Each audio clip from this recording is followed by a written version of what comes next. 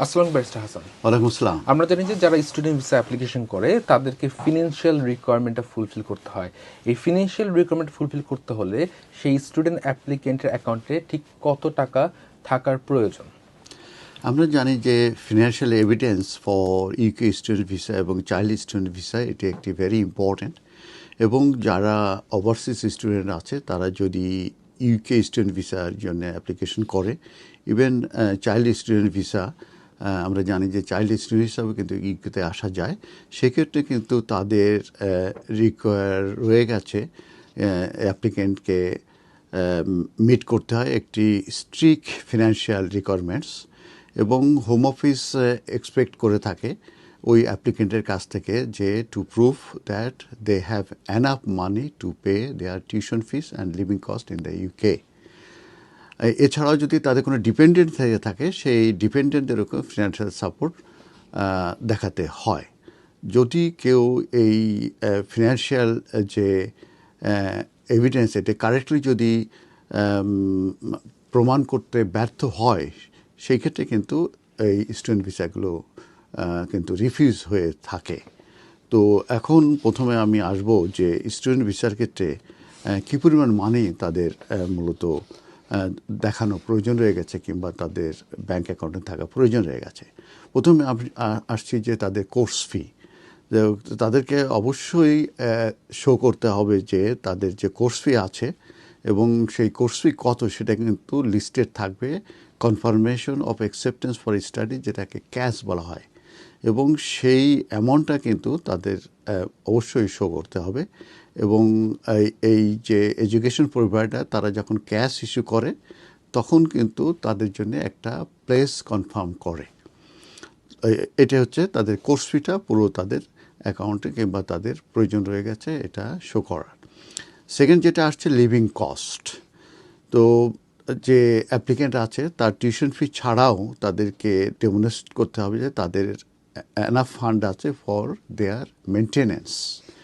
তো studying in লন্ডনে যদি কেউ থাকে সে এবং তার ইউনিভার্সিটি হয়ে থাকে, সেক্ষেত্রে কিন্তু £1,483 পার মান্থ এবং টাইমস 9 হবে, 9 মাসে তাদেরকে দেখাতে হবে। এবং টোটাল অ্যামাউন্ট আসছে £13,347।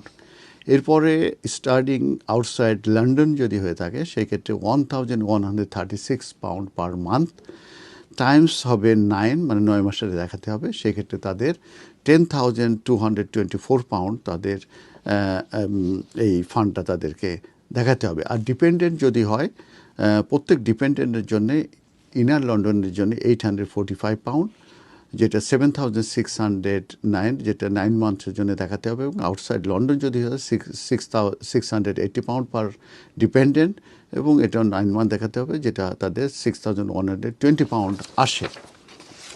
আর চাইল্ড স্টুডেন্টদের ব্যাপারে যেটা বলা হয়েছে যে তারা যদি রেসিডেন্সিয়াল ইন্ডিপেন্ডেন্ট স্কুল হয়ে থাকে সেক্ষেত্রে যে বোর্ডিংয়ের জন্যে তাদের যে কস্ট আছে ফুল অ্যাকাডেমিক ইয়ারের, সে কস্টটা তাদেরকে দেখাতে হবে।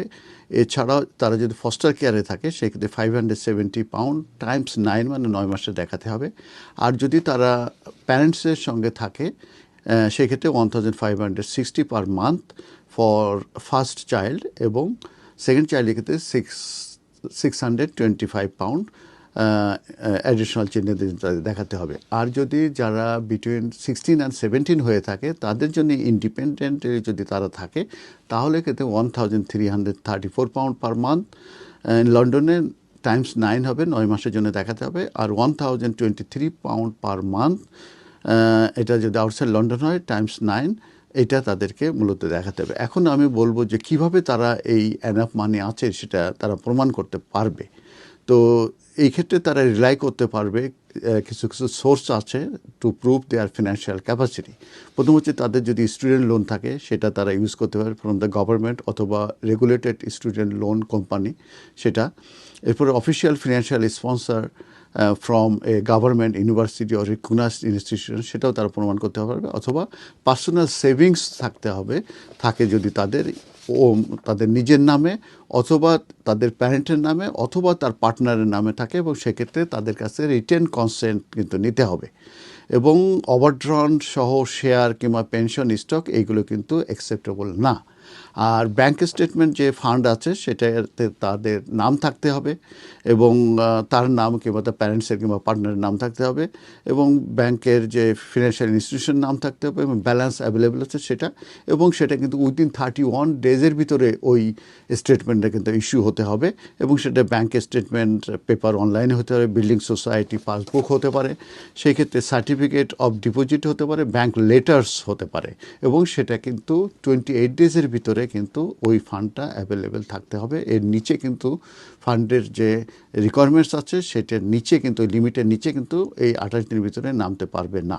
আর একটা এক্সেপশন আছে, কেউ যদি ইউকেতে আসার পরে 12 মান্থ থাকে তারপরে কিন্তু তাদের আর ফিনান্সিয়াল রিকোয়ারমেন্টস কিন্তু দেখানোর প্রয়োজন নাই। কেউ যখন অ্যাপ্লিকেশন করবেন আপনারা কেয়ারফুল হয়ে থাকবেন এই স্টুডেন্ট ভিসার ক্ষেত্রে, কারণ এই ফিনান্সিয়াল রিকোয়ারমেন্ট স্যাটিসফাই না করতে গেলে অ্যাপ্লিকেশনটা কিন্তু রিফিউজ হয়ে যাবে। আমরা কিন্তু এই ব্যাপারে ডিল করে থাকি এবং আমাদের এক্সপার্টাইজ আছে, আপনারা আমাদের সঙ্গে যোগাযোগ করতে পারেন। ধন্যবাদ।